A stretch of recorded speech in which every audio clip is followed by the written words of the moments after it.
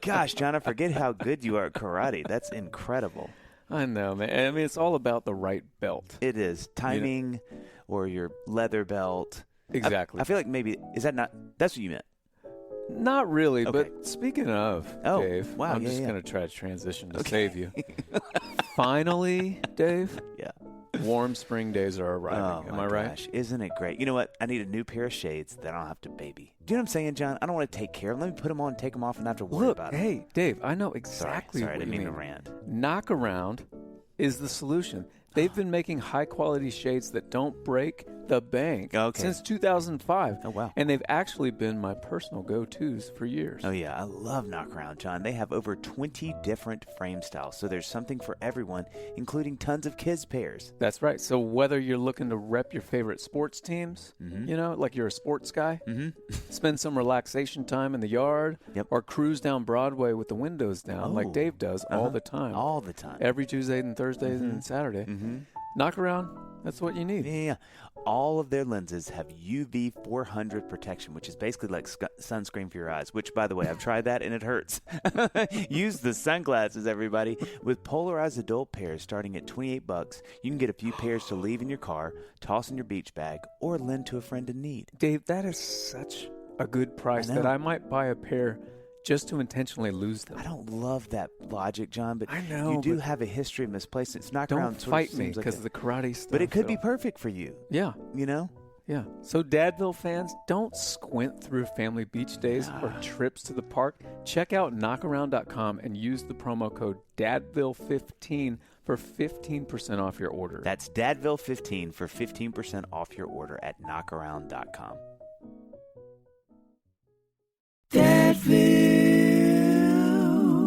Dadville. Yeah. Hi, I'm Dave Barnes. And I'm John McLaughlin. And welcome to Dadville. Dadville is a podcast where we talk about life, love, and the pursuit of awesome dadding. It's funny thoughts and deep talks. So please, enjoy your time here in Dadville and enjoy this episode with... Lucie Silvas.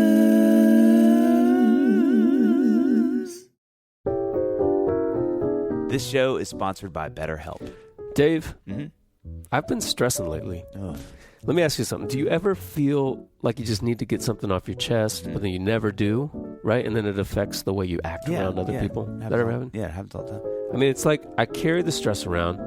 I'm a big bottler. Yeah, I bottle it up. Okay. And then I'm kind of grumpy for what seems like no reason to everybody else. I'm sure it's so fun for you. You know, John, I think therapy is a great and safe place to get things off your chest and to figure out how to work through whatever's weighing you down. I would 100% agree. Thanks. Therapy is a great way to learn positive coping skills and how to set boundaries, which is so important. I think it could empower me to be the best version of myself. And, John, it isn't just for those who experience trauma. It can benefit anyone. That's right. So if you're thinking about starting therapy, give BetterHelp a try. It's entirely online, designed to be convenient, flexible, and suited to your schedule.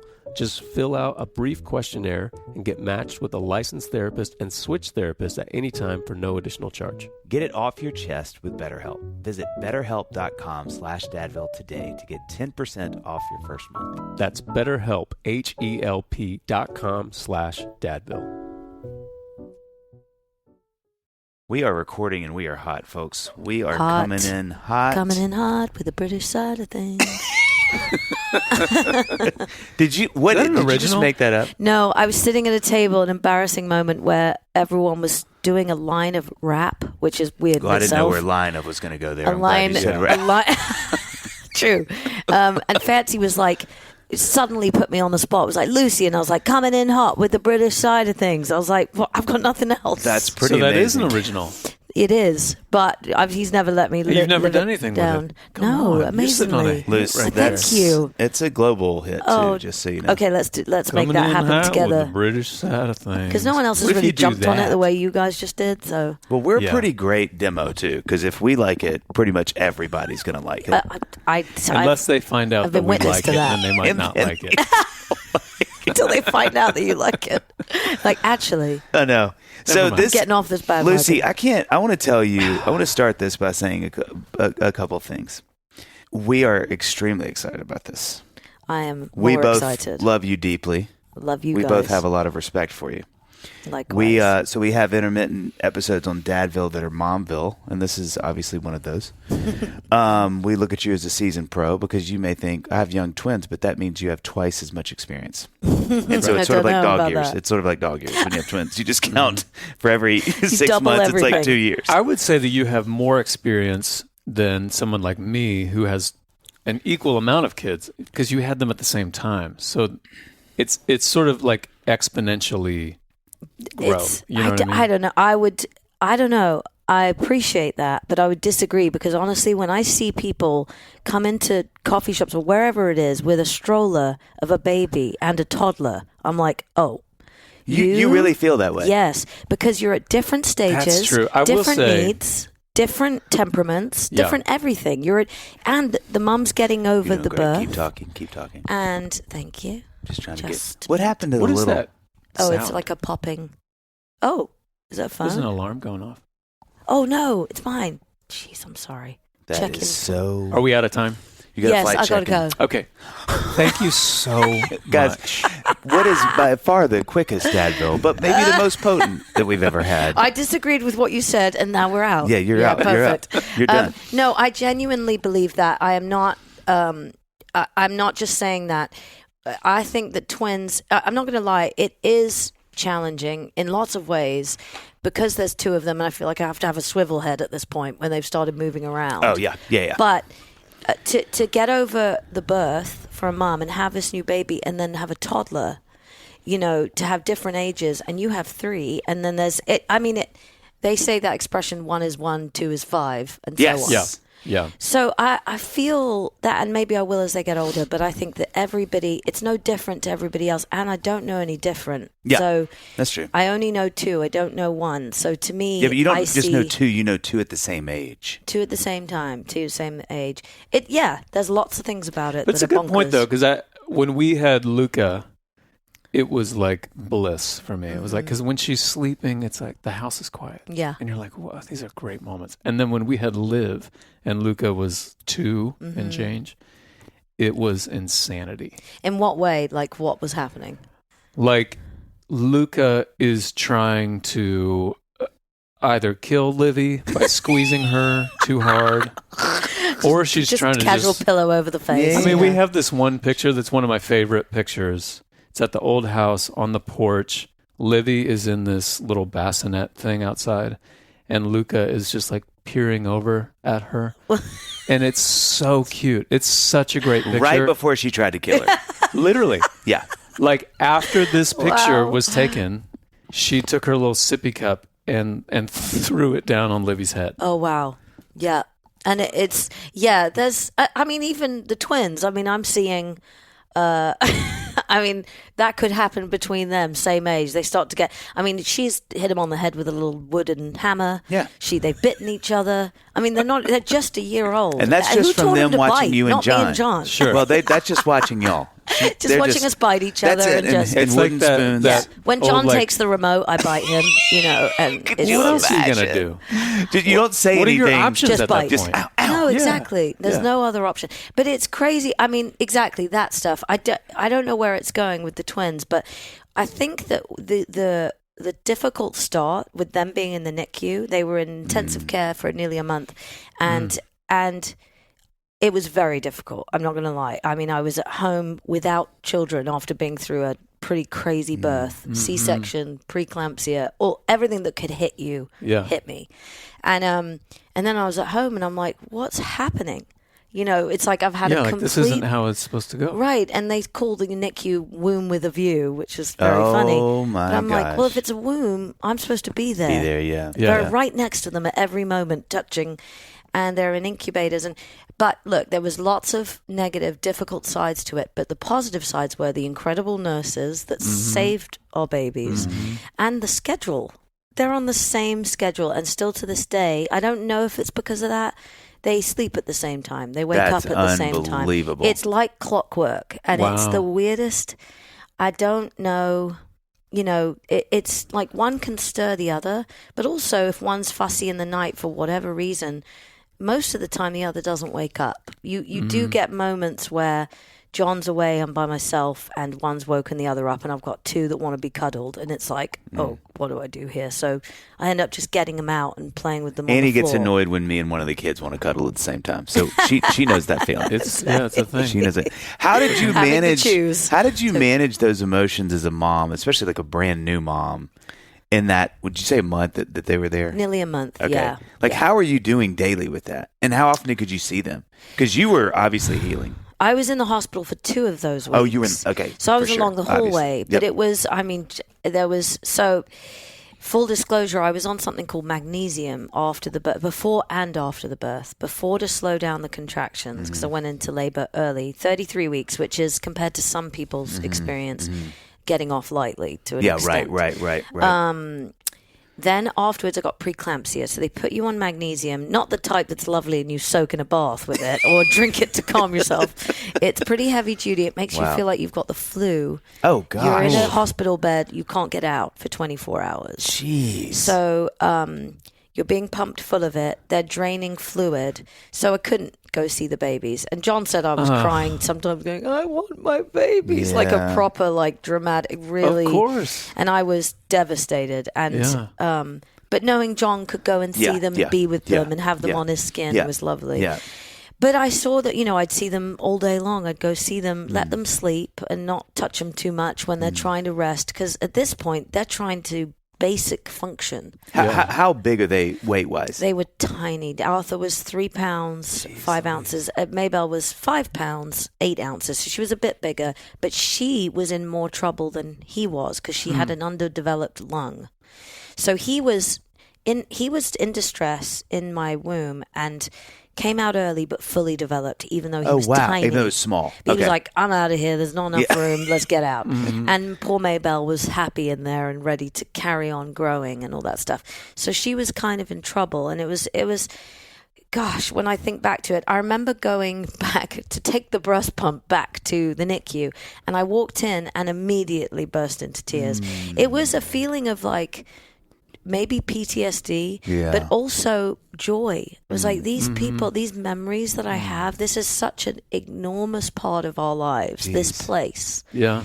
And I never want to come back here ever again, but I'm eternally grateful for what we experienced here, which was both heartbreaking and incredible because you're seeing these babies When was the moment grow. that you knew, like, did they come in and tell you, like, hey, we've passed the point that we were nervous and now we feel good and it's like we can all kind of breathe a little bit? I don't remember those words. I don't remember like a milestone of any kind, but obviously the milestone is being able to leave the NICU. Yeah, right. That when they can breathe on their own, when they can have a bottle without a feeding tube. Okay. They have to be able to drink a bottle, so they have to be able to breathe and drink a bottle or breastfeed. Unfortunately, I missed out on the breastfeed because they were on feeding tubes in the beginning. Yeah. By the time they were ready to, it kind of wasn't working anymore. Yeah. They have to be able to regulate their temperature.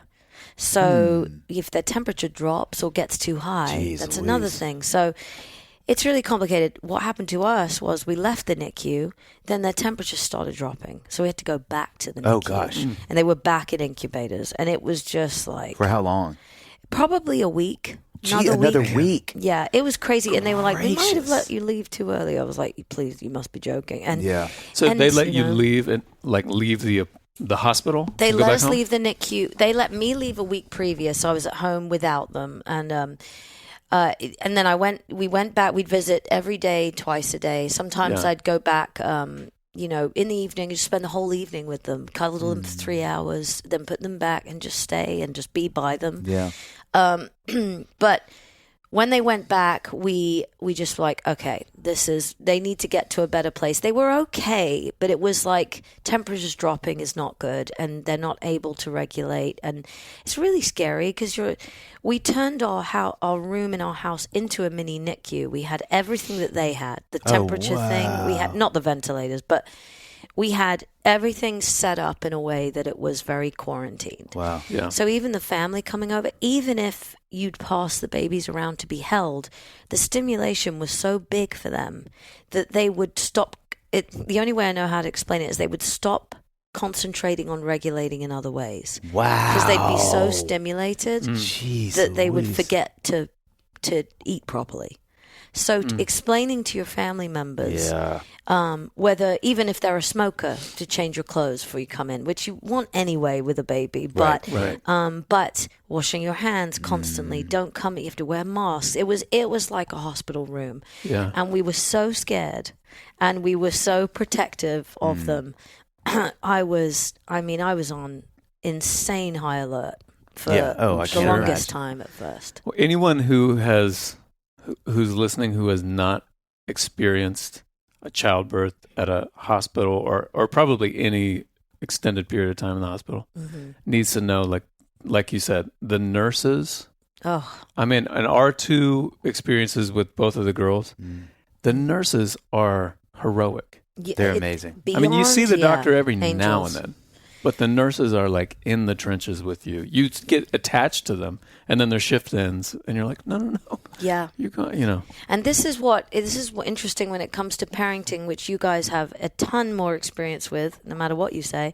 It is how can you not feel everything your child is feeling? But when you think about the nurses, there's they show such a distinction between compassion and empathy. Yeah. Because they come around and they're like, how can I help you? What can I do for you? As soon as they leave the room, they're on to the next patient. Yeah. Or they're getting on with their lives. But when they're in there, I remember waking up in the middle of the night. It was at the beginning of the preeclampsia coming, which usually happens during a birth for women, but happened to me afterwards. I don't know why. But my blood pressure went up from a normal level of 106 over something to 179. Oh my gosh. So it was very scary. And I remember waking up in the middle of the night going, I'm dying. I can't breathe. Really? I was having a panic attack, basically. yeah, so yeah, I could feel something happening, but I didn't know what. I remember John being next to me. The poor guy had a sofa pulled up next to the bed, was exhausted, holding my hand. Nurses were at the side of the bed holding my hands, both my hands. And I will never forget Wait, them how many to hands? That feels like that's too a many lot of hands. hands. There was like 6 hands Well, and it a few happens feet. sometimes in like, pregnancy. You see that. When your blood pressure goes to a certain number, that can happen. Yes. So Start seeing. Your body's it's rare, but I've always wanted 6 pairs of hands. and like, boy, I wish they'd have had a pampering piano me. in that Yeah, moment because you could have really just gone to town.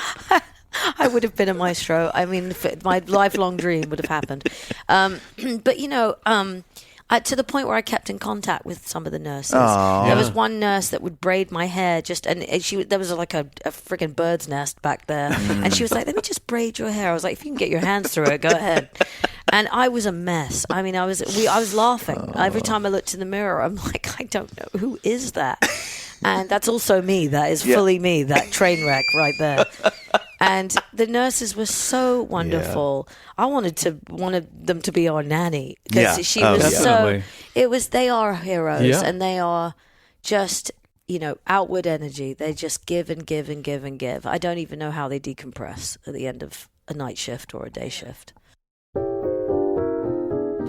John, and if you tickle him, listen to him laugh, is John. Hey, Dave. Yeah. What are some of your favorite things to customize? Oh, man. I love to customize my car. I'm thinking Right. of maybe putting on one of those wraps on it with a giant picture of Annie and the kids wearing John McLaughlin shirts or something. I don't know. I'm just riffing, but yeah. I would like that. Yeah. I actually might even chip in. Other than that, I don't know. I'm not really a customization kind of guy. I just don't know if anyone that's really good at customizing. Well, hang on. honestly. What's that sound, Dave? Could it be? Could it? Yes, Shopify? of course, because no one is better at customization than Shopify. That's right, Dave. Shopify makes it easy for you to show up exactly the way you want to. Customize your online store to your style with gorgeous, flexible templates and powerful tools. Yeah. What I love about Shopify is how no matter how big you want to grow, Shopify gives you everything you need to take control and take your business to the next level. Shopify powers 10% of all e-commerce in the U.S. That's insane. And Shopify is the global force behind Allbirds, Rothy's, and Brooklinen, and millions of other entrepreneurs of every size across 175 countries. Plus, Shopify's award-winning help is there to support your success every step of the way because businesses that grow with Shopify. Sign up for a $1 a month trial period at shopify.com/dadville, all lowercase. Go to shopify.com/dadville now to grow your business. No matter what stage you're in, shopify.com/dadville.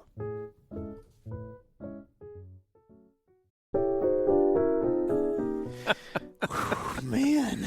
Dave, Jeez Louise, yeah. I want to give a shout out. And when I give a shout out, I always laugh because it just brings me so much joy to give a shout out to Claritin Yes. for supporting this episode and providing us with free samples. You know it, John. This time of year, my allergies are in fuego. They're always on the attack, but I use this, and you should too. Oh, I do, Dave. Every day in our house. Yeah. Luckily, for those of us who live with the symptoms of allergies, we can live Claritin Clear with Claritin D. Designed for serious allergy sufferers, which is me raising my hand, Claritin D has 2 powerful ingredients in just 1 pill to relieve your allergy symptoms and decongest your nose so you can breathe better. This double action combination of prescription strength allergy medicine and the best decongestant available relieves sneezing, runny nose, itchy and watery eyes, and itchy nose and throat and sinus congestion and pressure with ease. John, I've been taking Claritin D for my allergies for a long time, and it's been an absolute life changer. I can go for a run without my eyes watering. I may be crying, but it's not from allergies. Totally different. And I can sing without feeling like I have like a big old, let's not even call it a frog. It's like a toad. It's like a family of toads. It's a family. It's a turtle. Yeah. In my throat. So, you ready to live life as if you don't have allergies? Yeah, me. It's time to live Claritin Clear. Fast and powerful relief is just a quick trip away. Find Claritin D at the pharmacy counter.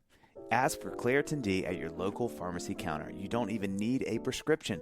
Go to Claritin.com right now for a discount so you can live Claritin Clear. Use as directed. We're talking about, like you said earlier, you're like, you went into labor at 33 weeks, which given your situation, that's not so bad. They're going to come early.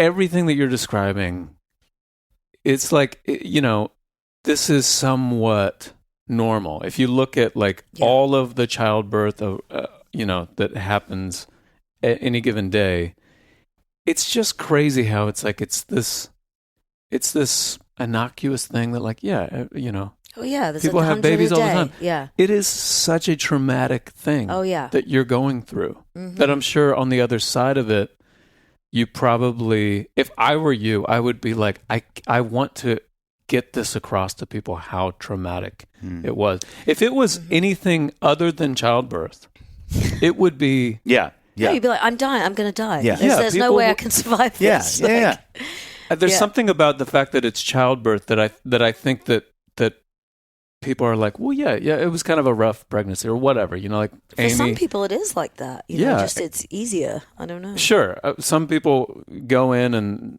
just pop it out and then they're running a half marathon the next day or something like that. It's bizarre, yeah. Especially people that have had lots of kids. Those are hysterical stories. outpatient. That's just outpatient. We have some friends who I think on her 6th or 7th. I mean, they have a lot of kids that literally she had it in the car on the way because her body was just like, oh yeah, we know how send them to do out. this. No, I'm on the Here we move. go. I Yeah. am a nomadic baby. That's it.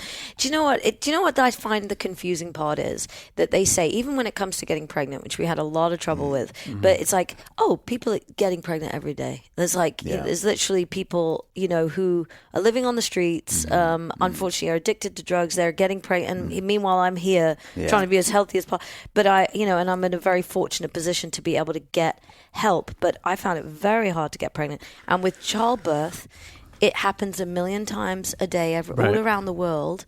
And it's both common and easy and traumatic and difficult. And then they say, oh, well, people used to have babies in caves. And it's like, they survived. And meanwhile, then there's the flip side of, but you must do this and you must do this and you must feed them here. Otherwise, they're in danger. And so which is it? So I find it very confusing that that they need the bare minimum to survive and also everything to survive. And it's like, I find, obviously, every childbirth is different. I have a friend who did a home birth in a birthing pool. She said she cannot, but she could. She also was sitting there going, I'm probably going to die now. I don't know how I could survive this. But, I mean, she bounced back 3 days later. I couldn't believe what I was looking at. I was like, how did you do that? That's amazing. And my neighbor who gave birth to twins within 10 minutes of each other. Jeez. No drugs, no. And I was like, pump me full of whatever you have available. so that the, I mean, I'm 40. I was 45. You're having like, twins. you have the 1960 whatever Woodstock concoction. I'd love whatever that. Sprintmaster Deluxe 96. No, I am like, yeah, bring it my way. I have no pride Zero. in this situation. But no, obviously you want what's best for your babies, but in the stress that I thought I might be under, I had the C-section, so that in itself, I mean, there was a lot of funny events that the nurses reported to me afterwards, like quotes were, "Did you stuff my body full of arts and crafts from Michael's afterwards because you didn't put my organs back?" That feels right. That feels. I was feels like, right. because they're not in there. Because it's Whatever. It's foamy. Like it's like. I was like, you didn't put stuff back in there. Foamy. Like definitely not. And even when my arm was shaking in the C-section, my husband standing by.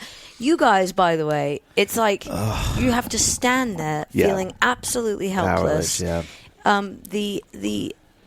How I would feel, I can imagine if I were you guys, is just standing there going, I don't know what to do here. Right. Yeah. Except, you think know, it's hard for women. Let me get. Can you give us 30 minutes real quick? I've got a 30 little minutes. 20-minute TED talk I want to give on this. You know, the thing that I felt so much in that moment was I am completely pain-free and like not hungry. I mean, I was just like fully myself, standing next to the woman, the person that I love the most on the earth, who's 3 inches away from me. I'm holding her hand, and she is in chaotic amounts of pain and discomfort. Yeah. That feeling is really intense. I mean, it's nothing like childbirth, but I think as far as a guy goes, you know, when you're watching your spouse go through this thing, it's like awful. you just can't do anything. And then there's like just the guilt of like, you know, it's not me. And whatever you honestly, are I'm a little feeling, hungry right now. whatever you are feeling, Yeah. which you will feel. It's one of the most tired I've ever felt in my life after Luca was born, that first night. But it's like, it does not matter. Well, no, you better not say anything to anyone. You are fine. You are fine. But you know, that is a lot, and it's do you know what I've realized even with parenting at this point, after just 1 short year of having the twins, is that, you know, keeping score is really means to an end, because it does nothing for your relationship. It's in that moment. I mean, if you guys could give birth to the babies, maybe you would, maybe you wouldn't. Who knows? Yeah, you're like, no thanks. It's like, I would have before I experienced saw it, and then before you saw no it, you'd be way. like, I'll choose the no. Yeah. But I think even, you know, with John being on the road and I'm at home, it's like there's not every night unless I get, you know, a babysitter or whatever. It's like the routine is I'm home alone with the twins. But he's tired too, and he's on the road, and he misses his family, and he misses, and he's missing these things. And if he could be in both places, he would be. Yeah. And for me to go, I'm tired, so you have to do this. We're both tired in different ways. We're both feeling different things. No, he didn't have to go through the C-section, but he was holding my hand. We had a doula. And she is wonderful. She's absolutely amazing and so soothing and so healing in every way. But really all I wanted to hear was John's voice. And his voice did get me through it. Listening to him just talk utter nonsense, like next to me. He's like, and we're getting the baby's coming out. And she's like putting another All of a sudden he turns into a sports announcer. Yeah, no, 100%. It was like best in show. Hot, He's looking like, good. And next up we have Arthur. All right, coming out at a whopping 3 pounds. a whopping 3 pounds. I mean, do you know what? My biggest memory of that, apart from the fact that she's like, Lucy, can you feel this? And I'm like, no, what is it? She's like, it's the sharpest object in the room. I mean, I'm probably terrifying people here if anyone hears this, but I don't know. I actually wish I'd heard more about a C-section before I experienced it. And I don't, it's very hard, that conversation. Mothers and mothers, there's so many things you can't broach because you don't know. If they ask, tell them, but don't just volunteer information. Yeah. But I turned around when Arthur was held up behind the sheet, and I looked at him, I looked at Arthur and was like, oh my God, you know, and then looked at John, and I have never seen him make that expression. It makes me want to cry. The complete awe in his face. His eyes were so big, and he was like, whoa! He actually said, whoa. He was amazed, and I've never, it was like the glass ceiling had been smashed of happiness. There was no limit It was total safety and complete joy. Like he was so amazed, and I'll never forget it. And I got to have Arthur on me for a second. Maybelle had to go straight to intensive care, but I did see her, and she was the prettiest little thing. And I was just amazed. I was like, can't believe this is happening. You know, it's so amazing. crazy. Everything that you're experiencing. Yeah, it is. Like all of a sudden, in the midst of this extreme trauma, in every sense, mentally, obviously, physically, and then you experience the most intense joy you've ever experienced in your life. Right, and isn't that the pinnacle of living? Because it's like I know this isn't everyone's experience. This is just my personal experience, and I had whiplash from joy and trauma. And my doula said to me, when life and death are that close together, you are living more than you've ever lived before. Wow. And there is no bigger feeling of existence than that. What an incredible moment. thought. I know, and I cried immediately, because obviously I cry at everything, but I always have, more now. But I just was so amazed by that thought, you know. So something that we didn't do in all of this wonderful stories, we didn't introduce you, Lucie. So people at this point are like, we love this, and she sounds amazing. I love that. I don't know that we've ever gone this deep and not have an introduction yet. Well, we haven't seen each other in ages, so it's kind of, we were straight in. So with us today is the wonderful Lucie Silvas. And Lucie, we have some fun facts on you, so get ready. I didn't know some of this as well as I know you. I didn't know some of this. Learned piano at 5, which is crazy. Learn is a loose term. Well, you know, hey, it's got quotes. Pressed a note. It's got quotes. I'm with two very exceptional musicians here. So. No, don't do that.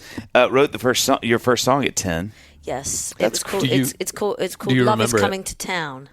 Which is true. I mean, for me, I was already in the Notebook when I was about 10 years old. Like, I was imagining the love of my life. I was a very romantic child. I just like that comment. I was a very romantic child. Yes, I was like, love is coming to town. I think the word around the bend happened at one point. Yes. I was like, ugh. Frank Sinatra was somewhere like, there's a song somewhere I got to record. Yeah. Being written right now. Okay, moved between England, Scotland, and New Zealand as a child. We're going to talk about that. Signed to EMI Records in 2000. Signed a pub deal with Chrysalis, very English of you, in 2001. There you go. Wrote songs for all these wonderful people, including yours truly, sitting here. Signed to Mercury in 2003 and released her official debut album, Breathe In October of 2004. It was certified platinum in the UK. Okay, somebody's bragging a little bit. Appeared in the Ivor novella. Ivor Novello. You guys just skip the R. Yes. Anytime I hear people say it's Ivor a real Novello. area of contention. Even when I say Arthur, people are like, Arthur. I'm like, oh, sorry, Arthur. And my dog Barley. That's another. It's all the R's. You did this to yourself. It's a lost in translation. I've had years of torment. But appeared on that Elton John tribute show for the Ivor novellas. I never know how to say that. Released cover, which, funny, kind of came back into the zeitgeist, I know, of Metallica's Nothing Else Matters. Yes. As a Europe-only single. Just done a bunch of music things, one of which is in 2014. This is funny. This is on here. Everything Changed for Lucie. She sang Little Civil Wars and wrote that with Dave Barnes. Isn't that funny? That's on there. Nothing is ever the same. He said that twice. That was the moment. Release Letters to Ghosts, which that record and that song, 2015. And then, I'm having to move quickly. There's so many things here. I had the twins, which you talked about in 2023, and got married. This is a big part, to John Osborne of Brothers Osborne. When did y'all get married? 2015. I was there. 2015. 15, yeah. That was such a fun wedding, by the way. And that I remember so I actually thought about this random the other day. The after the party. What do you call that? The reception. Oh yeah, because we just got married in our house with ring pops. Yeah. And with 2 witnesses, and so the party was just so and much we didn't fun. even throw it. It was Natalie and TJ that threw it. I remember that because we were like, nah. It's all right. And they were like, no, you're not getting away. No, We're going to celebrate. You get to underwhelm. I was like, can you guys this. organize it? That'd be great. Yeah. That was so fun. Yeah. So the thing I want to ask is it talked about earlier, 3 continents as a child, right? Well, no. So I lived in, it was England and New Zealand. So I'm half Scottish. Okay. So my mom was born in Glasgow. Yep, So I know that. we spent a lot of Christmases in Glasgow with my mum's family. So it was a big, very prominent part of our lives. And but New Zealand, I moved to when I was about 8 years old or 9 years old, and came back when I was 13 to New Zealand. So it was a short stint in New Zealand, relatively speaking. But my whole family, one by one, went back to New Zealand. So they all lived there. They're all there now. So what the thing that John and I have had a few guests on that have had like a bunch of moves in their childhood. What's like the superpower from that? Because I'm sure there's a million things that are hard, but like if you could look back and go like, one thing that was really that like I learned from that or like made me good at this thing. Is there something like that? And especially those because this isn't like for Americans, me moving from Mississippi to Tennessee. Well, it's still a big move. It's a different environment for any change. But I mean, you're doing countries and across the globe. But when you're a kid, right, everything it hits you differently because you don't know any different.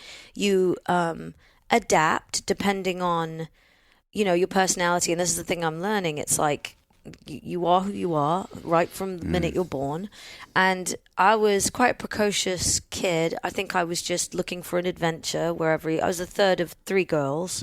So they were probably the loosest with me, more reassured as parents. So maybe that had an effect. And I was very easily adaptable. So were you excited about the move? I was excited. I mean, there was hot. I remember leaving New Zealand. The biggest thing that was a worry for me was our dog. We had a dog, and in order to my mom was saying we have to leave the dog, and that was like, I'm not leaving. If we have to leave the dog, I'll stay here. You guys go to England. I just didn't want to leave the dog. Didn't care about school, or clearly my friends. I just didn't want to leave the dog. But we had to take the dog and put it into quarantine for 6 months. And New Zealand's rabies free. Oh, that's right. But That's 6 right. months. That's right. And we could only see the dog on the weekends. That was my biggest trauma of that move, was the dog. And but I do remember some hard things. New Zealand school, I had a great time in school. I actually went to a Jewish school in New Zealand that had more non-Jewish kids than Jewish kids. Oh, wow. But it was an amazing school. There was only 15 or 16 to a class. I have great memories from that school, great memories from growing up in New Zealand, just a very outdoor, fun upbringing. Loved everywhere we were. But when we came back to England, I went to quite a strict girls' school and on a bursary, like a scholarship. But I had a hard time there. But it wasn't because of the move. It wasn't, admittedly, I had a New Zealand accent, so people kind of made fun of that. Oh, you did? I did, because you're so young and you pick it up so quick. Even moving here, my accent has changed, so it's just, but the girls, I found the girls tough. It was just, I felt, for any kid that feels just slightly different, I don't know why I felt, and honestly, I wasn't interested in school. Just wanted to do music, just wanted to sing. That's it. So when you moved back to the UK, you're 13. 13. So that's like 7th grade. I think so. Yeah. I get confused with grades here, but and that's quite an impressionable age. You're turning that's a teenager. The worst year anyway. That's basically Ben's age. I mean, my oldest is about to be. And you see those changes. Oh, yeah. I see my nephew who's that age, Monty. I will just say that, I don't know, I feel like we used to be younger. I feel like kids were younger. There was no phones. There was no social media. Even our teachers, I was like, the teachers were older. I was like, surely my teacher was 60 and no younger, and they were probably 25. Yeah, exactly. But anyway, it was a huge change, and maybe I didn't fully process it at the time. But I think moving around, my parents were major travelers. They lived in South Africa, Australia, New Zealand, England, the Seychelles. They lived. But what is it? I don't know. The Indian Ocean. So near the Indian Ocean. They were just very adventurous people, and we're used to moving around. And I think I've moved 32 times as a person. I'm sorry. Gosh. It's crazy. I know people that have moved more than that. My sisters have moved more than that. 32 times? So houses, moved houses. You are times. in the house that you're in now, I'm assuming is the longest you've ever been anywhere. No, I don't think, well, God, Are it's you hard moving to think today? about. I'm not moving today. I would laugh. I'm going to stay there at least every another 6 week. months. Yeah. John comes home and you just got stuff in the yard. You're like, I don't know what it is. I just did a cull, mainly your stuff. Yeah. I just needed to make more room for clothes and shoes and. You're like something about the rhythm of my life. I just find myself pushing things to the yard and packing cars. We do have a running months. joke about stuff in the house because it ends up in the inverted commas studio. Oh yeah, because always. I'm like, I'm not sure about this rug anymore. He's like, let me guess, it's going in the studio. Yeah, it's the catch-all. It is. I mean, Always. He's like, why? It's like anyway, but I've been an adapter to many things, and I think I'm one of these people, and maybe it's the same way with the kids. Where I process later. I sort of jump in, I'm an autopilot, and I just jump in and process later, even with my move to Nashville. That was really 2012, but been coming since 2007. Yeah. Mm-hmm. But I think I suddenly looked around in like 2000, and maybe it was even 2020 in the pandemic. Jeez. I was like, I live in America, and I'm British. And what's happening? Oh my God. My guess would be that I don't know if it was because of the move or maybe this is just your disposition, who you are, but it's like that requires a lack of fear for sure. Yeah, for sure. And I'm scared of everything basically, but I think I still do it. And it's weird. I had this tattoo put on my arm, "Have no fear," and I remember a therapist telling me, "That's not helping you." I was like, well, it's not permanent pen. It's a tattoo. So It's on the outside of your arm. You can't really see it. there you go. I'm going to have fear because fear is such an on the other arm just to confuse Find people. the fear. Find the fear.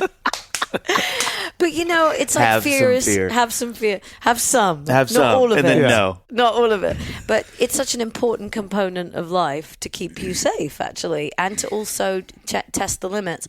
But I think that it has been quite scary, but I think I do have an adventurous spirit, and I do probably underneath some of my pessimism at times have it anything is possible. So question for mentality. you, and this doesn't need to be a 10-minute answer because it could be, but when you think about growing up in New Zealand and what life is like in New Zealand, what life is like in London, and then what life is like in America, what do you think the biggest difference between those things are? Everything is so different. Like the general temperament is different, and I was just back in London not that long ago, and the humor is different. Mm-hmm. I find it funny because I feel like a lot of my British friends are just like everything's a bit terrible, and we go from there. You're talking about your British friends? Yes. So Everything's just a bit rubbish. That Is it similar unbelievable. to New York, or is there even that? It's I feel like different? they've got an added edge of like, get out of my way. I'm going to have a bad day, but you better get out of my way. Yeah. Whereas English would be like, oh, God, can you please get out of my way? Stop making it worse. And it just, but no, Less but there's a aggressive. dryness. Yeah, there's like, you feel less scared to get in someone's way on a tube in London. But no, I find British people extremely funny as a general rule and very uncensored. And I think that's Dry the and biggest. uncensored. Dry and uncensored. And I really deeply appreciate that. It's I go back there and I'm like, oh, there's a lot more I can say in this room. Mm-hmm. And but you know what I find is the biggest thing and what drew me to America and Americans, particularly my husband John, is it's that larger than life mentality of I think maybe it goes back through history. There's a stoicness to British people. There's a reserved.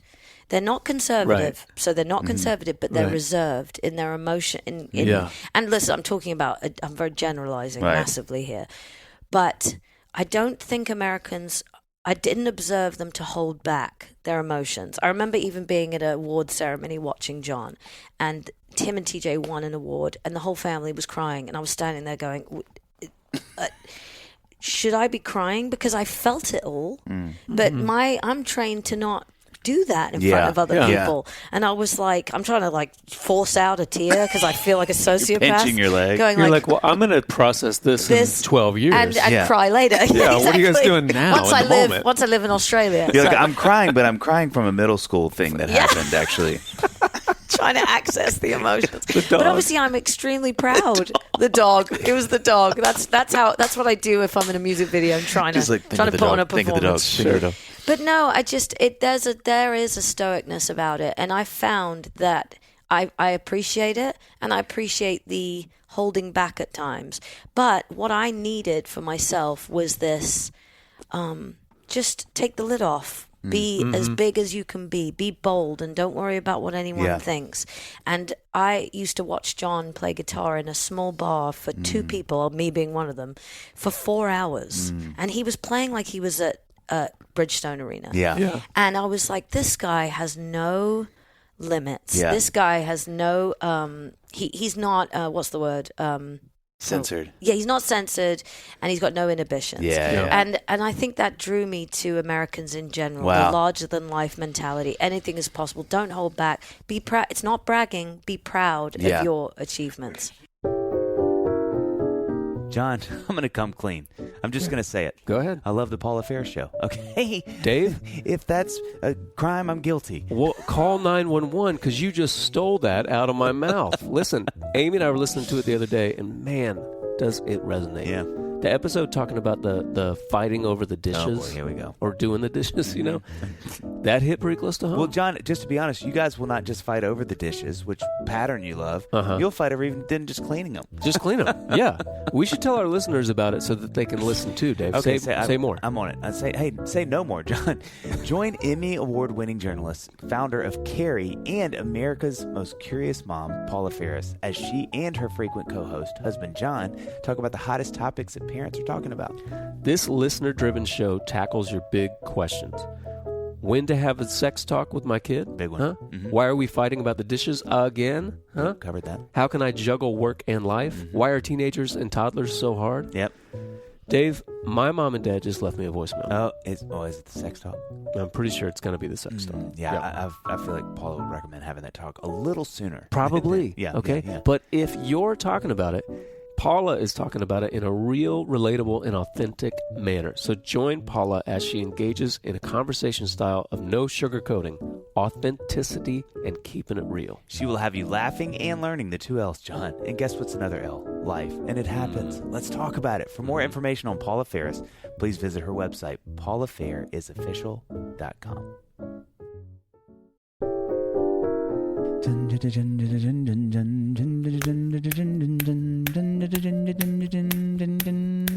Hello, Dave. Wow. Okay, yours was better than mine. Johnny, Thanks. are you loving this warmer weather? Summer is just around the corner.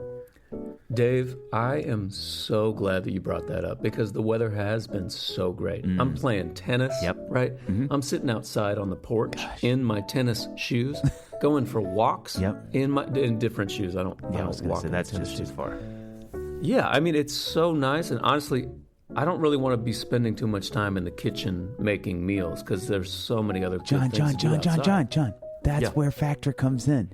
You can fuel up with Factor's no prep, no mess meals, so you can spend more time outside. Okay, it sounds good, but Dave, let me ask you a question. Okay. Can I meet my wellness goals in time for summer with Factor? I hope you've got goals and then more goals, John, because we'd call you Cristiano Ronaldo. Soccer joke. Heyo. And guess what? And then some, John. It's going to be just fine. Factor has chef-crafted meals with options like Calorie Smart, Protein Plus, and Keto. And Factor's fresh, never frozen meals are dietitian approved and ready to eat in just 2 minutes.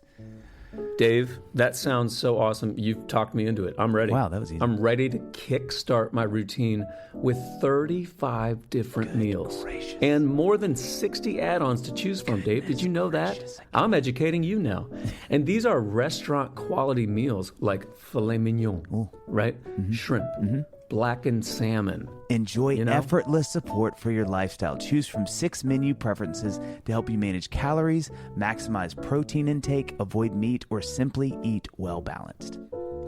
Head to factormeals.com/dadville50 and use the code dadville50 to get 50% off. That's 50% off your first box, plus 20% off your next month. That's code DADVILLE50 at factormeals.com/dadville50 to get 50% off your first box, plus 20% off your next month while your subscription is active.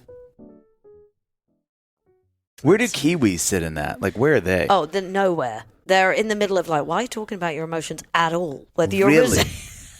I don't know. When I go to New Zealand and see my cousins, I always joke that my parents said, now that you live in America, you're very emotional and deeper about things. And I talk about my feelings a lot. I'm convinced that my New Zealand family just don't have them. they're just nothing. They're just I'm kidding. They obviously do. They're beautiful people, and they of course are emotional, but they're very laid back. And it's like, I remember having a few conversations about some deep things, and they're like, oh yeah, okay, well, let's have a beer then. It's like, let's just change the subject pretty quick. That's so interesting. It is interesting, like the mentality and it goes back through history. It's when you think about the monarchy in England, there's this temperament, and that's why the royal family is such a conundrum for people. It's like, should it be there, should it not? It's part of our culture. But it's like there's the Maori thing.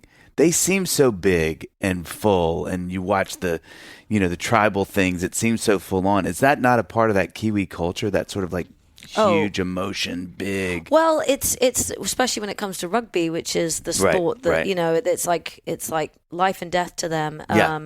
And yes, the camaraderie and the sportsmanship and all that kind of stuff. And listen, I was a kid when I lived in New Zealand. I don't have those adult friendships, so I really don't know. But my close friendships at this point in my life, I can't compare anything because I live here in America. But generally, you find that it's a more subdued. I feel it's not. It's just a bit more get on with it. It's just like, let's just get on with it. That's interesting. It's tough, tough. Yeah. Oh yeah, I can get tough. So what is your relationship like with your accent here in America? With my accent? Yes. What a great question. That is actually a hilarious question. My relationship with it, I will not be listening to this because I'll hear myself and want to jump off a cliff. Right. And it's really weird because if I get around my British friends, I go, John's always like, you're uber British right now. And I still say things, like mollycoddle, or like, they're like, what's that word? Or I'll call, like coddling a kid. It's like mollycoddle. Or I call eggplant an aubergine, or people are like, sorry, what's that? Yep. Or, a zucchini is still a courgette. And these are areas of trouble, it's like areas of trouble. It's a bit of you're looked at like, where did you land from? And it's my accent. It's funny, the look on people. It's like, sorry, have you got an accent? And we're like, no, you've got an accent. Mine's monotone. Mine doesn't do anything. There's no dynamics to my voice. It's you guys that have the accent. So funny to me. Because the thing is, I feel like on some level, maybe I'm on an extreme end of this or whatever, but I feel Americans love Brits. We love the UK. Yeah, we're all kind of Anglophiles. Totally. And I, knowing that you were going to be on today, when this episode comes out, I'm like, it almost doesn't matter what she says. People will listen to this and just be like, God, I love her accent. I'll just give me an Accountant's Weekly, and I'll just give the financial update. Yeah, it doesn't matter. It's so funny too, because we've written so much together and sung together, and you've been a part of my career. I mean, it's hysterical being in a writing room because, to your point, John, if I'm not careful, you can suggest anything. And I'm like, that's a great call. That's a really good point. I remember the first time that we wrote together thinking this. I think it was Nathan Chapman, the three of us. We were writing something, and I remember, and obviously there's the accent, but then there's your incredible voice. I was thinking like, oh, this is, okay, I have to really pay attention here because anything she sings, I'm just going to like, that's it. Can we take an official pause and just say something really quickly? For everybody listening to this, if you don't know Lucie's music, because I feel like I probably skipped over that too much, I need to triple down when I say this. Lucie is probably one of the best singers that I know. Oh, Lord. Incredible songwriter, great piano player, but an incredible artist, genuinely incredible artist. And so if you've gotten this far in the interview and you feel like I skipped that, I need you to pause this and go listen to Lucie's music. So you go, oh my gosh. And then you come back and you go, that's some context to what they're talking about, because you are a phenomenal artist. Yeah. You really are. And your voice very is kind. transcendent. Truly. goodness. So I just need to, I don't want to, I want that to be said. Because to your point, John, like, it's not just the accent. The minute she sings something in a room, you're like, well, this is the best melody I've ever heard, probably. Exactly. Oh, no. I mean, But, you know, and obviously it's your accent and it's your voice. And so it's just the water that you swim in. But you live here. And so anytime you open your mouth, one of our best friends, Laws, who lives in Australia, she went to school in Indiana and was the only Aussie at that school. Wow. And anytime she would open her mouth, people would be like, wait, are you from, where are you from? Yeah. Keep What talking. did you just say? Yeah. So it's like this, it's this thing. I can't even imagine what that would be like. I don't know. I mean, it's funny because I think people are just used to it now. I mean, John doesn't hear my accent anymore. My family don't hear it. I mean, with my kids, it's really funny because John comes in, he's like, "Don't worry, Lucy, we're keeping the British. Eat your fruits and vegetables." Fancy does it too. He's like always speaking to them in a British accent, and just like trying to instill that. Yes. It's like your mum's voice is different. Yeah. But it's funny because if I speak to my English friends on the phone, they're like, "You sound American. Yeah. You are not British anymore." Right.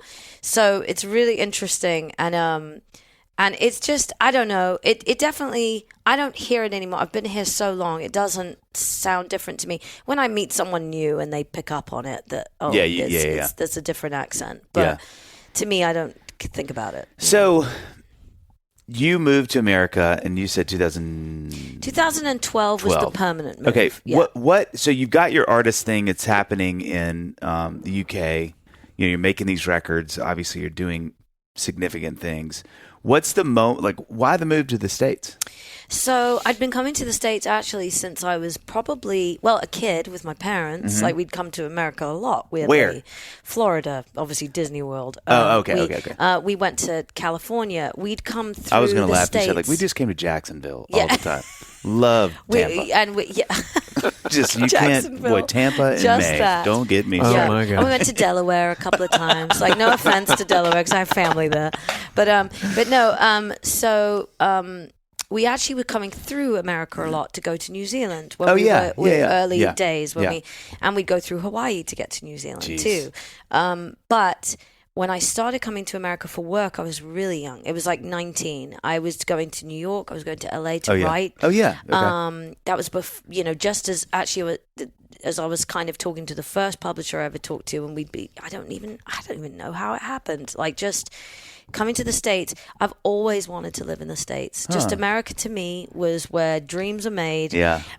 It's just, to me, it was the center of the universe, always. And I always wanted to be here. It was like a movie. It was like, I'm pretty sure they're dismantling this the minute I leave because it's like a film set. Even when you see a school bus, you're like, oh, saw that in a movie. It's just a very, very... Probably similar to how I feel about England. Maybe because you see that in the movies, like whatever it is, and it's amazing, and I can see how that would be the case. But so I've been coming here a long time, but Nashville, it wasn't until I was 30, and one of my best friends, John Green, had been coming here for years and writing. I actually don't know what drew him here, other than a couple of songwriters he happened to meet in London. Yeah. And it was obviously 2007 was a very different Nashville. Yeah. Oh yeah. And I came with John Green just to check it out. Oh, came together on a trip together. Yeah. That's great. And I was at a very difficult point with my record label. It was a point where things were starting to go quite stale. Different staff came in and were just, really we were not on the same page at all. It was like my record was not really being worked anymore, and it was a crossroads, and it was quite textbook when I was looking for inspiration and something new. And I was like, I'll come to Nashville. And I meant to come for 2 weeks, and I ended up staying 4 weeks. Oh, wow. Ended up meeting Busby on my first trip. Ended up meeting Barry Dean, the Big Loud people. Went on a writing retreat on the first week. It's the second week I was here. Met Chrysalis, who I didn't know were here because I was signed to them at the time, but didn't know they had an office here. Yeah. And then spent the last 3 days of my trip with them, with their writers. Met King Billy, met Charlie Worsham and everybody. Oh, yeah, and John. That's John. when I met John. So fun fact, music people listen to this will get a kick out of this, especially country people. King Billy was sort of like this super group of soon-to-be country artists. Yes. Because it was Charlie Worsham, John Osborne, Josh Matheny, Donnie Folgata, Kevin Weaver. Sort of like Matt this sort of Utterback. super group of really young, incredible players. musicians. Yeah. I could not believe what I was seeing when I saw. I mean, just having Charlie and John in the same band is an embarrassment of riches. It is an on guitar. embarrassment of riches.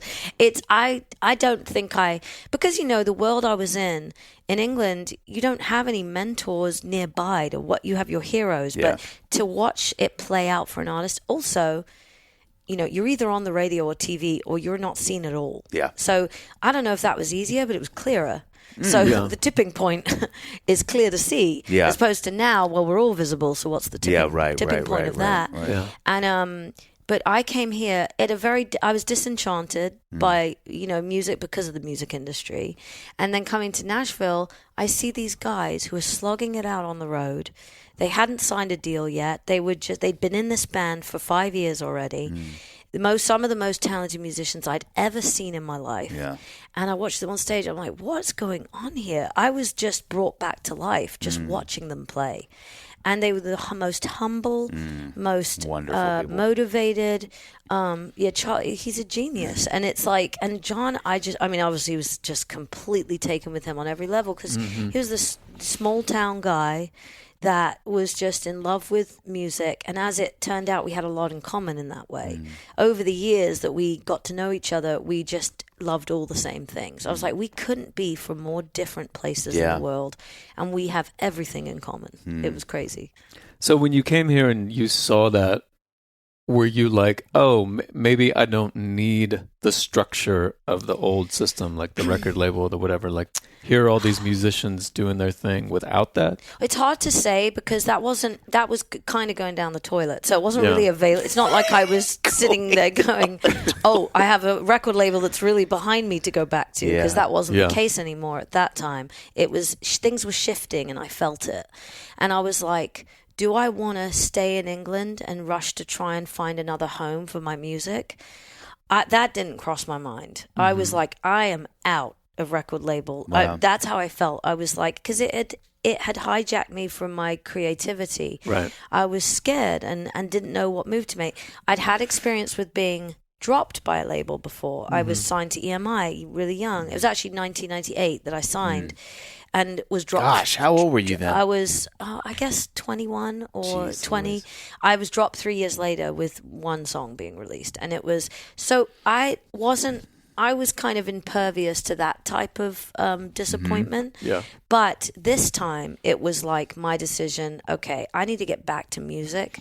And I came to Nashville and I'm sitting there watching songwriters that aren't even promoting themselves as artists sing with the voices. Like, I'd be like, what's going on in this town? And everyone's sitting around hanging out. It was just mind-blowing to me. I think too, something that's important about your backstory too is that it's not just that you had signed to those labels and done your thing. You had been in the scene. I mean, you had worked with Jay from Jamiroquai and Gary Barlow and you had been in that scene long enough to make a educated decision about it. Yes, exactly. It wasn't something where you got a deal, it didn't work, and you're like, I'm throwing the deuces. Like, you had worked in, played in, sang in, written in the English scene for a while at that point. That's true. And I'd done a lot of different things, so it's not like I was suddenly the grass looks greener over here. Right. No, I needed a change. There was lots of reasons why. I mean, I didn't move to Nashville right away, so I was visiting for a long time. There was even a stint where I came for months and months. But it took me a long time to really make the jump. Part of it was like, I need my life to be settled. I need to put roots down. Yeah. And I'm kind of unhappy with this nomadic thing. I feel I'd come out of a long-term relationship years earlier. And by 2012, I was just like, I need to move on. I need to move on. And that's, when me and John were able to actually have a relationship that worked. And also with music, I mean, it took me 3 years to put out Let Us To Go. So, all that time I was trying to figure out Nashville, and I took 3 years to just have a great time here, writing, getting to know people. Well, actually, I'd been writing since 2007, since I got here, but it took me till 2013 because Let Us To Go took 2 years to make because of just independently funded, independently done. But I didn't have the courage to put out a new record until then because I'd never been independent before. And I was starting from square one, even, you know, in a brand new country and a part of a scene that I'm not a country artist. So it was very challenging, but I'm sure amazing. jarring in some day. So with you and John, were y'all dating when you moved here, or did y'all date once you started? We were back in contact. So we got together, we broke up, then because we just couldn't, I was living in England, we couldn't figure it out. Hard. And then basically, I remember us getting back, sort of talking before I moved here, and I was like, we weren't conducting a relationship yet, but we were back in contact. We wanted to be together. We wanted to make it work. And I was like, obviously he's not coming this way. He can't. So I've got to go that way. And it was, you know, I can't say there was milestones here. We're together now. We just were together in person and wanting to be together and wanting to make it work. But once you got here, that was kind of the jumping off point. That was it. Yeah. And we never really discussed. We weren't really traditional people. We never discussed where it was going. Maybe that's one of the reasons we were so late. But y'all both know you're married now. We are. Oh, right. Y'all that's talked what that about means. that. Okay. Yes. Okay. Okay. Oh, in America. Okay. So now I'm sort of. Oh, okay. So that means I can't marry other people. Yeah. you're in. You know. Yes. Maybe So, in Utah. what would you say are the pros? That's where I'm going next. Yeah, sorry. That's my next dot on the map. Sorry. John. What would you say are the pros and the cons of the two of you being extremely talented, creative? I love that. people That's a in great question. Relationship together. I love his talent. Inspires me no end. And you know, it's a really interesting question because I don't. Every couple is different, and the man and the woman being more prominent or more making more money or more. Maybe there's a difference there. Who knows? But I almost feel so fulfilled by watching John on stage that I need to go, well, wait a minute, do you want to do it as well? And it's a weird feeling because before kids, I used to be like, oh, he's inspiring me. I want to get on stage. I want to go make a record. It felt inspiring. I've never once looked at it going, why is he on there and I'm not? Yeah. I just don't feel that way. And we also work together a lot. He wants to write. He's, you know, been predominantly a country writer, but when we write together, it's very different. Yeah. It's all our loves of different music come together. Well, and he's got that in his locker too, which I think people might not understand. No, they do. He's a great Speaking producer and great writer. on my run in DC yesterday, the new is it Grace Bowers? Yes. That song came on. Yes. And I stopped my run because I was like, what? Because it was on my release radar. Oh, that's awesome. So I stopped my run and was like, what is this? Because it was like something about it felt crazy familiar, which is funny to think about. Right. Because I was like, what is this? And of course, so Grace is this mutant new guitar player in town. Yes. Crazy. But John produced. Yeah. But you guys wrote and you sang on it. I sang on it. I sang backing vocals, but it was actually like a song that already existed, and we added and we changed. It's just Meg so. McCree and Ben Chapman. I was just so. I was like, well, of course, John and Lucy wrote on this, but it shows his ability, not just production wise, but writing wise. That because I think people that go see the Brothers Osborne, it's so good and so that thing. And even that is diverse. Yes. When you think about the song even you into wrote the with thing. them. Yeah. And Ain't My Fault. You know, it's all over the place. Trouble but it's so and- cool to see that song. I laughed to myself running because I do that a lot, just because I'm in a weird headspace. The and visual I'm like, of that why is am I great. crying? Yeah. Things like that. But experiencing cry all if these I was emotions at running. once. But I did think like it's so cool to see that you guys, you know, the ability to, because it's like this super funky. I mean, how would you describe that Well, song? they want the Sly and the Family Stone There you go. kind of That's the best. reference. Yes. And she's very knowledgeable about her guitar heroes and guitars in general. She's so young. Yeah. And, you know, John had such a kick out of working with her, seeing where he was at when he was 17. Yeah.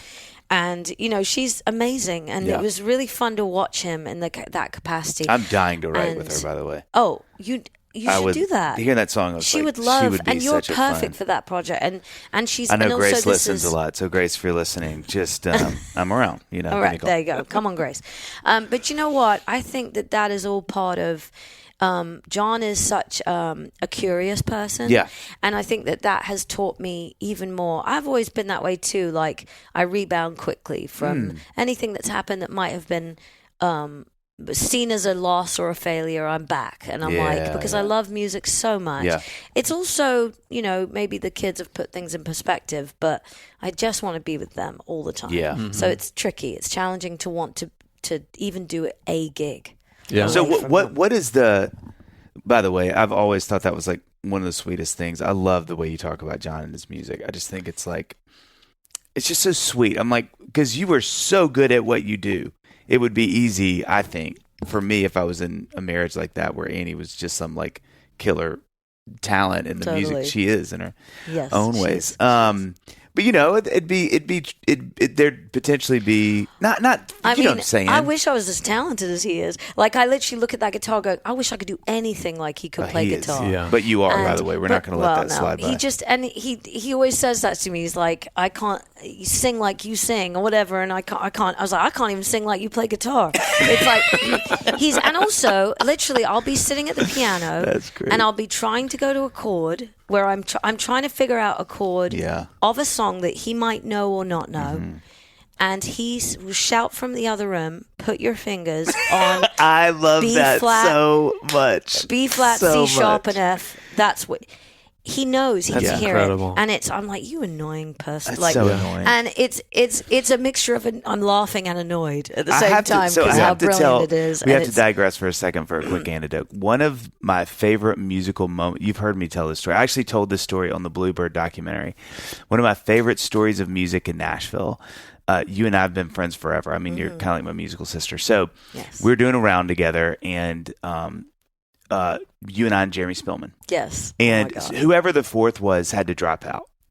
And and then John and TJ. so you text both of us. You're like, hey, guys, because this was like maybe the morning of. Yes.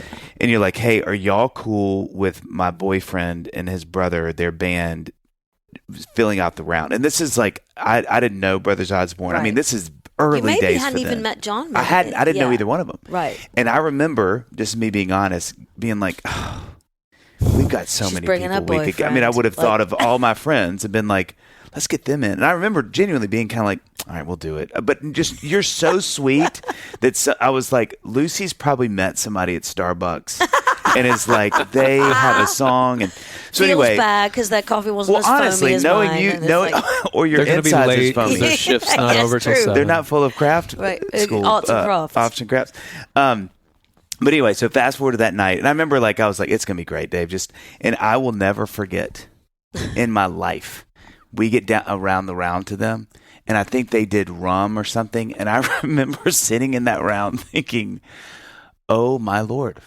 What is this? What have I wrought by being in the round with these two guys? Because TJ is singing like he's singing, playing the guitar. John is playing. I mean, I just remember thinking, I got done with that round, and I've never in my life been more quickly converted. And I remember kind of going from like, oh, it's nice to meet you guys, and let's hear what you got, to kind of like, will you guys sign my guitar? Oh my gosh, can I just get some hair from you? But it's so funny because can I get some hair from you? I remember walking out that night thinking, this is why I love this city. Like those two guys I didn't know before, and they blew the roof off that place. And they do, and it's so crazy. I swear to God, like I go to John's gigs, which have fewer opportunities these days to be on the road with him.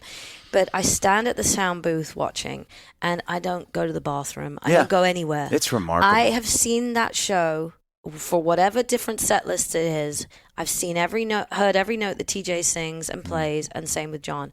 And I cannot move. I can't move. Yeah, Still to this day, I watch, and I'm just like, this is amazing. But what's annoying though is then they're like, "Hey, you guys, my wife's going to come up and sing something," and then you get up and rip. And so I think about your twins, and I'm like, those kids are like little X-Men babies. We're probably just going to. No, you guys are too kind. They're probably going to just be embarrassed. They're going to be rolling their eyes pretty soon. And me and John sit there just going, I'm pretty sure we're nerdy to most people, but our kids, we're going to be unbearable. And they probably will, and their perspective on music is just going to be so messed up. Because they're going to be like, you know, when your parent, like, it's a Saturday night and you're at your dad's thing, and then your mom gets up on stage and... Well, you know what I'm thinking? That their trajectory really is sort of like they're in trouble because of this. I've never thought about this, and you said it makes me cut to them in college, wherever they go, if they go. This is just a good scenario. Yeah. Let's say they go to college. And, Maybelle is sitting there, and someone's like, oh, I sing. And they start singing. She's like, oh, no, that's, oh, you call that that's your singing. singing You call voice. that singing. And then cut to So you've already Arthur, started. or either one. But then cut to That's either happening. Arthur, both of them sitting there, and somebody's like, I'll play a little guitar, and they play, and he's like, oh no, you're soloing. Oh, that's great. Are you Good for right-handed? you.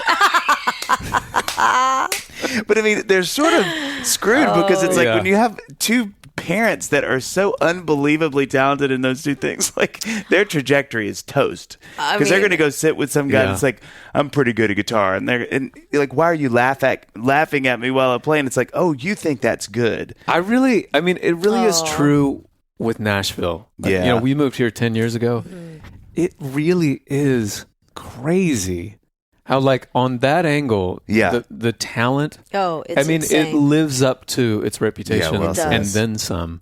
And I think sometimes I think about people who are born here and they just grew up here Yeah, they in the just- scene. Like, that's that's normal. its own little weird kind of perspective. You got to wonder wonkiness. too. Like, I wouldn't be surprised if both of your kids are like, don't want to do that for no other reason.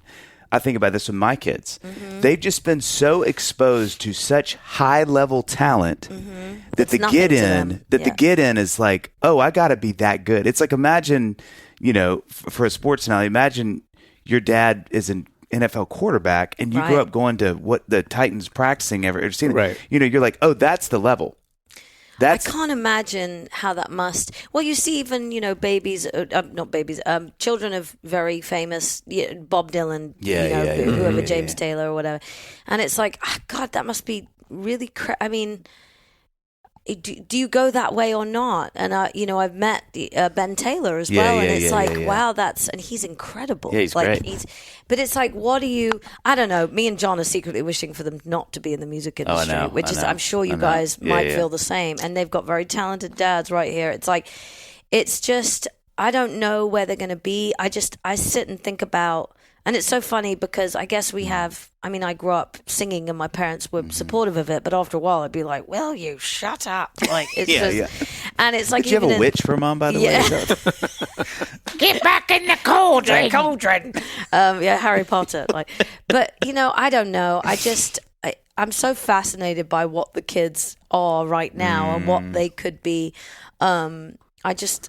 God, I just want them to have fun in their lives I and know, have an easy I know. life. And music industry does not. It I is know. not easy. It's none of those things. Yeah. And if they decide to do it, then great. But I will support them. But I don't want them to ever think they have to do that Yeah, or even yeah. like music. Yeah.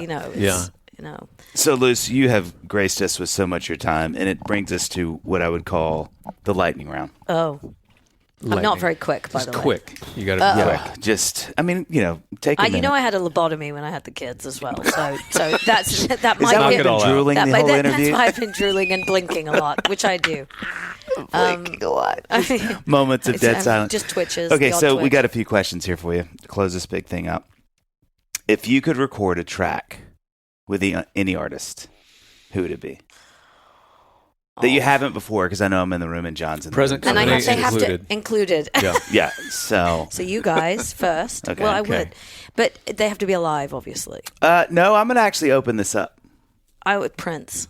Really? Yes, I've seen him more times than I saw anybody else. I didn't know Really? that. Yeah, Did you ever I've see got a him? stub. I've got a ticket stub from 1997 No way. from Where? Wembley Arena. Oh, my gosh. Wow. And the last show I saw him do was actually at the O2, and he did a 2-hour show. Jeez. And he was upstage going, so many hits, this is my house, I don't even know what to play here. And then he went to Indigo, which is a smaller venue, and have you guys Yes. been like C2C and everything like that? And Indigo, he played for 4 more hours, and it was all covers, and the band rotated. That's From guy- ZZ Top to Amy Winehouse, everything. And yeah. I've never heard of any other artist who has more stories like that than Prince. Yeah. Right. Like he would play. Yeah. And then every night go to some small yeah. club Yeah. and play for like 3-4 Where I'll hours. play a small Yeah. club and then go to the hotel. Yeah. So it's a different angle. But I'm at 100%. that I'm in bed hotel by for just as 9:30. long as his show was. I'm sleeping for most of how long his show was. I mean, let's not Yeah. get caught up in the details. In the Okay, that was good. that was Prince, good. Yeah, that came out Prince. quick. He's the ultimate. Now, if you could have dinner with any 3 people, alive or dead, who would it be? Oh, And Prince can be up to 2 of those people if you'd like. well, Prince in the you color guys, obviously. That's Probably Neil deGrasse Tyson. love that. That's a great answer, actually. Because, obviously, when my husband listens to it, he's fully understanding it somehow. And I'm like, sorry, what did you say? It's what entanglement? What's happening? No, that's just a guy thing. We just Oh, say okay. that we You understand. just- okay. yeah. everything. If you you're check, like- it's muted. Yeah. I'm just fascinated. But anything to do with anyone that's involved in, obviously space Yeah. and Yeah. the universe and nature, anything like that. I think who else? I think probably, Larry David. Oh my gosh. Come on now. Like, I'm Neil just ready deGrasse to Tyson laugh and be and Larry offended all David. in one. Like, Ready to laugh and be offended all in Yeah. one. I would love to hear Larry David get kind of worked up and annoyed at the way the universe works. 100%. You know what I And mean? finding the irony in it and Yeah. the discomfort of Yeah. it and saying what none of us will dare to, asking the questions none of us would dare to Yeah, ask Right. yeah. a very smart person, Yeah. Okay, so number 3, the dinner. I mean, I think Larry David's bringing a light-hearted vibe, but Yep. also very kind of crotchety and Yep. Yep. bit of a curmudgeon. Yep. God, who else? God, Ricky Gervais would put a really, really intense angle to it, but Would be. it's funny. But would he be easy to be dinner with? Yeah, I don't know. Because he could be mean, I think. Yeah, But if he he's kind so of honed funny. in on you, it could ruin the dinner. No, it could. I'd end up Yeah. leaving the dinner, and Sure. it'd just be them. It'd be And they're them like, why are without we me. here? They're Then they like, just disappear. yeah, Like, well, once she leaves, She was the buffer. So yeah. But no, I mean, I don't know. I think actually, let's forget Ricky for a second. okay. Let's have Michelle Obama in there. Oh. Because I just want to talk to her. Yeah. I just want to have a conversation. Yeah, I can make that call. Can you? Because I just feel like Yeah. she'd be a good chick to have dinner with. Yeah. Yeah. She'd be a I good. could maybe get a lunch. I don't know if I could arrange a dinner, but Okay, I'll take anything. A breakfast I'll see coffee. what I could do. Okay, you're going to be mad at me for this one, but you have to answer it. Favorite Brothers Osborne song? Trouble. Jeez, that was easy. Look at that. I'm sorry, but do you know what? It's when they play that, which it's in their set every night. It is such a sexy song, but TJ just sounds incredible, and you hear this kind of exhale. It's such a beautiful song to sing, and the crowd goes wild, and there's Did they? everyone like smoochy and each other in the audience, and Yeah. it's a great moment. You sending that to me was really sweet. That meant a No, lot. because it means a lot to me because you're a family to us, and it's like hearing them play your song. I do love Weed, Whiskey, and Willie as well. Yeah. It's one of I obviously go towards the soulful yeah. songs and the soulful vocals, and it's just they are such a their music is so diverse even It is within itself. unbelievably diverse. Yeah, and even that is tough for them at times Yeah, because yeah. putting that stamp down of a Brothers Osborne song, but they're so good at all of it. Yeah. and yeah. So, but Trouble it goes down so well. So I love hearing that. Every night it sounds incredible. Yeah. And the U's, you.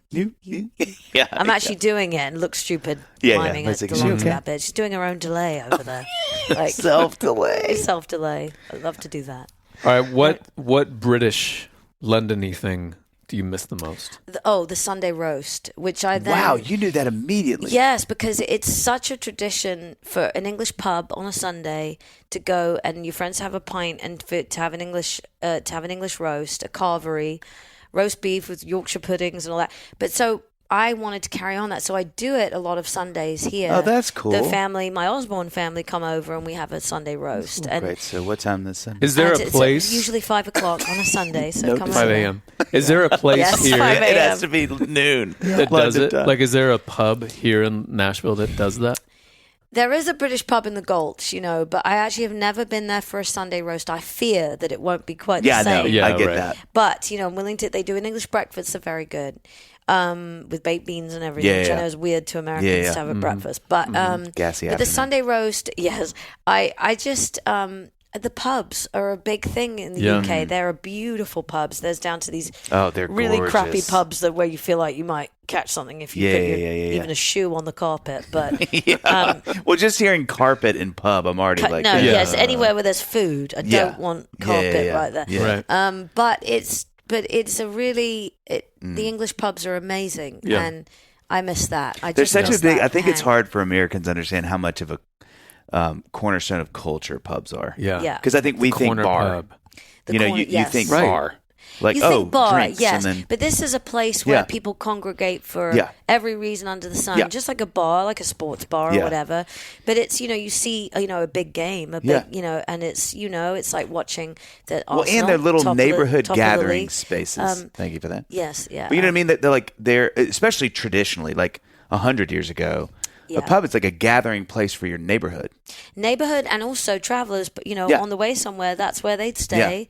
That's and it's just it's a cornerstone of everything. So, but you go in one of the really beautiful ones. It's just like it's mind blowing. So cool. It's beautiful. All the flowers on the outside. Oh yeah, and it's nature, and it's like and people getting absolutely hammered within a beautiful environment. So it's seen as that's why it's so part of their culture. It's I'm probably acting crazy, but this is a very beautiful environment. Well, it's like a safe place for that. Safe place. Yeah. Okay. I love this question, and it may be tricky to answer, but what could Americans learn from the British? Oh,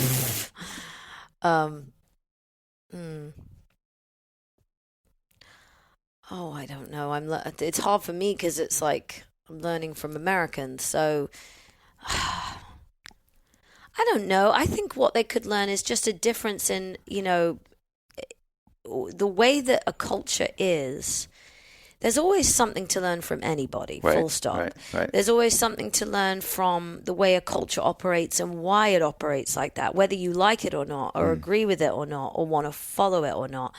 I think just something different is good to know because you therefore have a different mentality. It's hard to compare because it's such a small country. Yeah.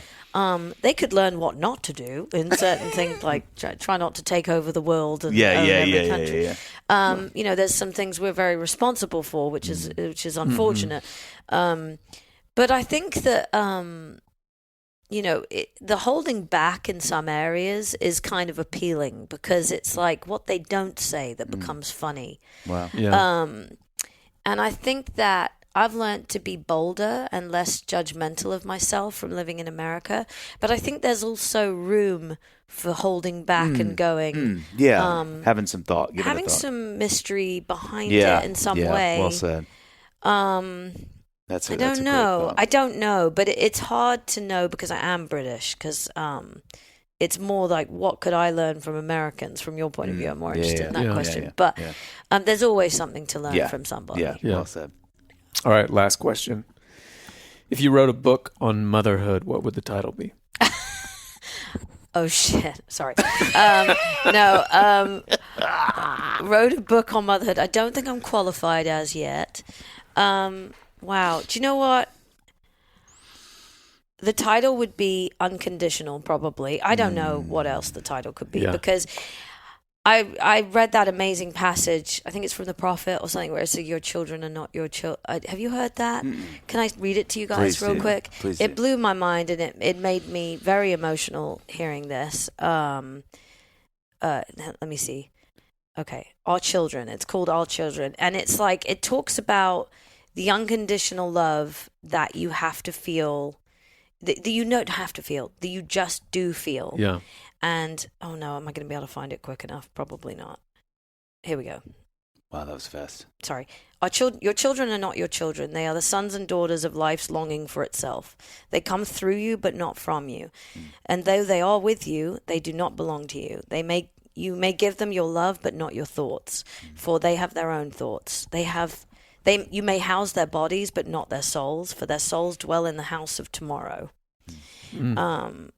Which their souls dwell in the house of tomorrow, which you cannot visit, not even in your dreams. Jeez Louise. And it's so intense, but it's both freeing and scary because you have to let go. Yeah. Oh my gosh. And actually, maybe let go is the title. I don't know.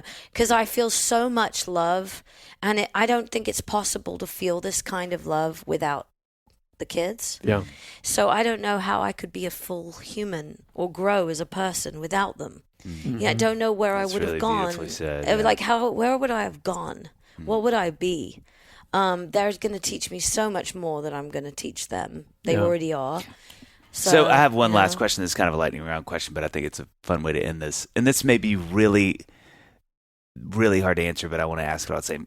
If there is one main thing, and there's 500, I don't know, but if there's one main thing you feel like you have learned or changed from having the kids, what would it be? Oh, well, it's perspective on everything, but it's patience because, and just that compassion of people in general, because I'm sitting there playing with kids' toys with them, thinking that's actually an important part for us as adults to connect with the kid in ourselves, to play with kids' toys and just watch them growing at the fastest rate they could possibly grow for the rest of their lives. These first few years.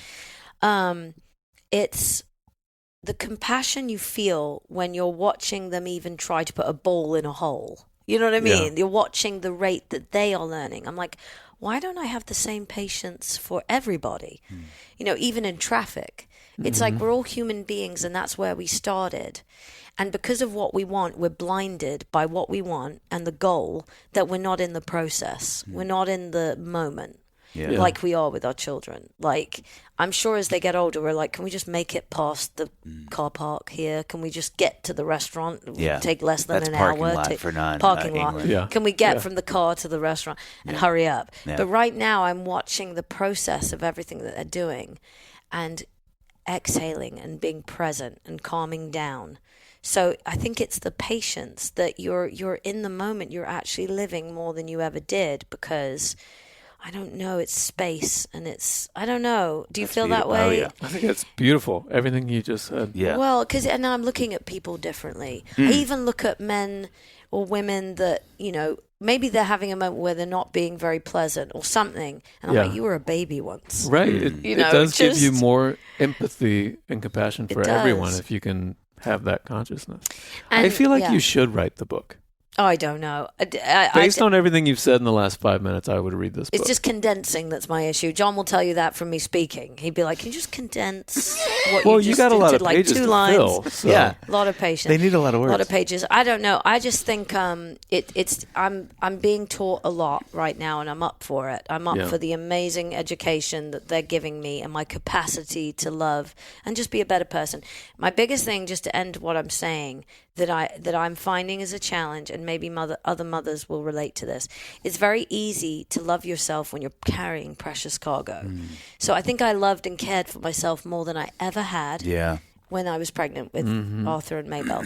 As soon as they came out, my love is transferred to outside of my body, all onto them.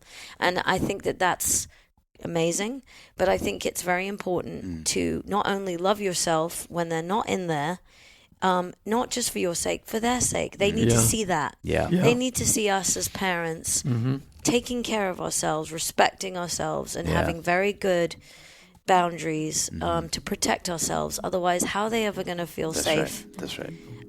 So word. I'm really trying to do that. It doesn't come naturally to me. So That's great. Well, we love you, Luce. Thanks I for love being Thank you here. guys. so much for doing this. thank This you was so so fun. much.